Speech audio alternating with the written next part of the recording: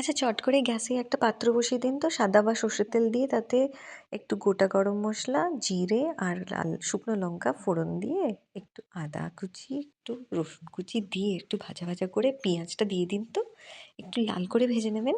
তারপরে টমেটো কুচি দিয়ে দেবেন, তারপরে ঢাকা দিয়ে রেখে দিয়ে মিক্সার গ্রাইন্ডারে একটু সেদ্ধ করে রেখে দেওয়া রাজমা, ধনেপাতা ডাঁটা সমেত, কাঁচা লঙ্কা একটু ভালো করে বেটে পেস্ট করে নিন। আর ইতিমধ্যে যখন এগুলো ভালো করে কষানো হয়ে যাবে, একটু ধনে গুঁড়ো, জিরে গুঁড়ো, একটু হলুদ গুঁড়ো, একটু হিং দিতে ভুলবেন না কিন্তু, আর লাল লঙ্কা গুঁড়ো, নুন স্বাদ মতো, আর একটু চিনি ব্যালেন্স করবার জন্য ভালো করে মেখে সেই পেস্টটা দিয়ে একটু জল ঢেলে একটু ভিনিগার দিয়ে একদম সুন্দর করে নেড়েচেড়ে ঢাকা দিয়ে দেবেন। ব্যাস, অর্ধেক রান্না তো হয়েই গেল। এবার একটুখানি তড়কা তৈরি করে নিচ্ছি।